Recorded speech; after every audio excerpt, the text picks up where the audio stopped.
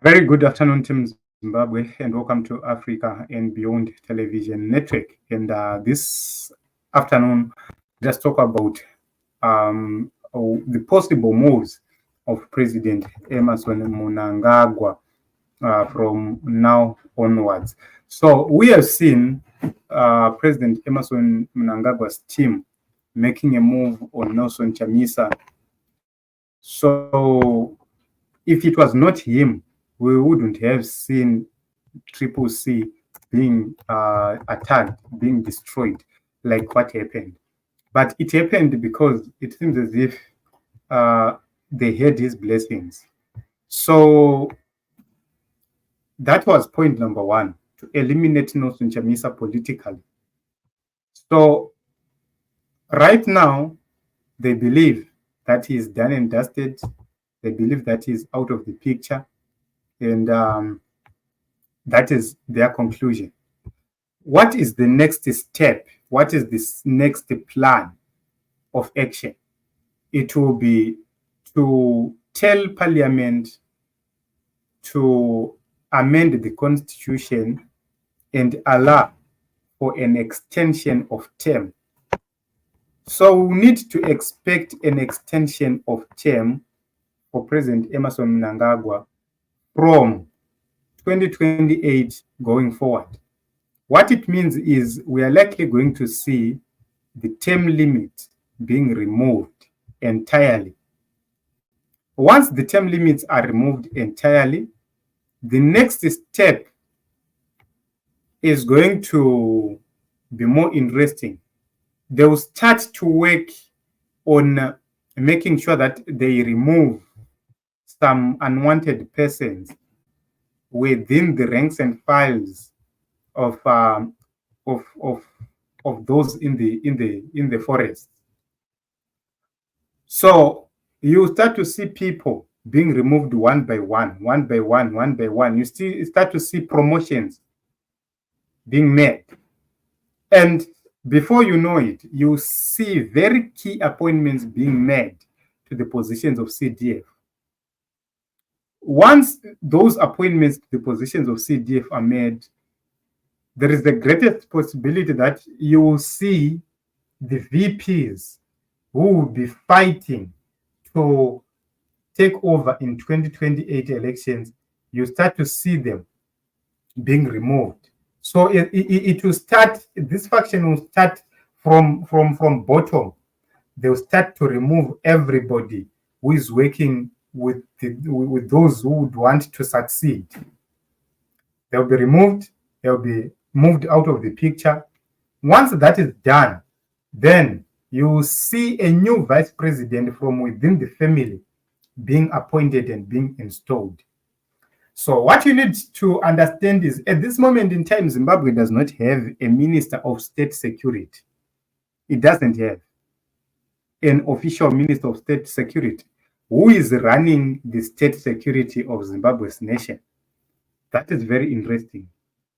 So very soon, expected to see someone odd coming over in the open to take over the Ministry of State Security. You will see a new vice president emerging. And once they've done that, it will be a deal done for Agenda 2030 and beyond. So this is the series of events. Event number one already happened, the silencing of the main opposition, the attainment of bogus 2/3 majority at all costs. Then secondly, the amendment of the Constitution and the cause for a referendum to make sure that they assert or they change the Constitution to allow for unlimited terms. Then thirdly, the change of security structure. And fourth, you will see the change of the executive, and you see new vice presidents being added, you see new ministers being appointed, and they would have sealed the 2030 agenda. The major question is this going to work? Is this going to succeed? That is the problem. So this is a prediction. This is what I think is going to happen. And I'm taking this prediction from various prophecies I have seen so far. Some of them, they have been fulfilled, and some of them are pending. And if you take a look on the possible series of events, this is the lineup which I have predicted so far. So we are going to take a look and see from now going forward what is going to be the next step. And we need to be prepared accordingly and equally to make sure that we stop a dynasty. We fought the Mugabe dynasty. We didn't want to see that dynasty existing. Right now, there is another dynasty, which means it would not make sense to deny a Mugabe dynasty and allow a Mafidi dynasty. It won't make sense. So expect this series to happen, and we are going to closely watch and see what is going to happen next. But be rest assured that the power makers will not rest up until real change comes. So Stanley and the EDBs remove old people. I think it's right because those old people are problems, because they're talking about war instead of focusing building the country. I agree with you. To a certain extent, the people we have, these older dollars, they have refused to retire. They have aided these regimes, these two regimes, from the Mugabe regime to this current regime. They've helped these regimes so much. And at a certain point in time, we ask questions. What's the point of helping someone to deny the winner his chance to take over the leadership? What's the agenda? So when we see them fighting like this, we don't even care, and we are not even bothered to partake or participate in their battles. They have to finish off each other, and then we must be ready to strike and take over. When two dogs are fighting, a clever dog comes and starts eating. That is what's very important at this moment in time.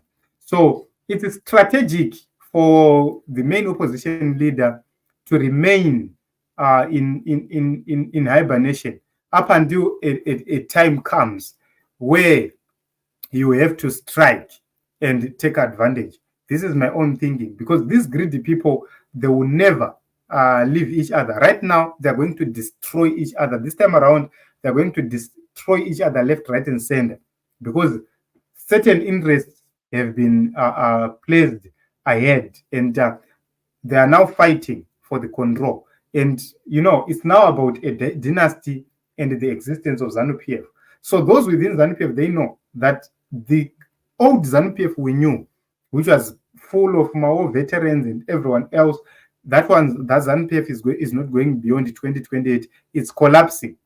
A new order is coming in the politics of Zimbabwe. A new ZANU-PF. Generation 40 ZANU-PF is going to emerge beyond 2028. Even if Mnangagwa is to contest in 2028, you will have to leave. The plan is to leave power around 2030 and leave for the vice president, and then swipe up. So it's a moment of madness and a very interesting moment. But the major question is, are these boys ready, capable, and able to take over strategically, politically, militarily? I doubt that they are capable. They are not. They won't be able to work out this plan. So yes, Ndara is very strategic, but is getting old and weak, and his allies, they've been weakened also because of the economy. The economy is failing so much because of corruption, because of all these things which are happening. They have been weakened, and they will not survive. They won't have a chance in 2028 going forward. So if they get to 2028, that is the honest truth. But I've tried to show you the steps. So in conclusion, we are focusing on 4 steps. Step number 1 already concluded the silencing of the opposition and the attainment of 2/3 majority, both in the lower house and in the upper house. In the upper house, they've attained the 2/3 majority through Shavangu. So Timrana Shavangu Ria, Richava Batsira, to have the majority and 2/3. Then in the National Assembly, we already have 2/3. Then if you go down to the amendment of the Constitution, it will pass in Parliament and it will be brought to you through a referendum. Are we ready to defend ourselves? That is the reason why they had to destroy CCC entirely, to make sure that they stop any attempt to block a no vote, which means it will be a moment of madness. A lot of people are going to be involved in all these things. People are going to vote and they will vote yes in that referendum, because vanhu kana mukavhota no minda yaenda.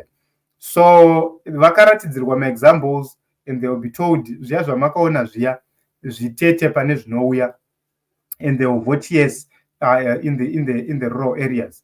Then since after that you see the shaking of the upper structures.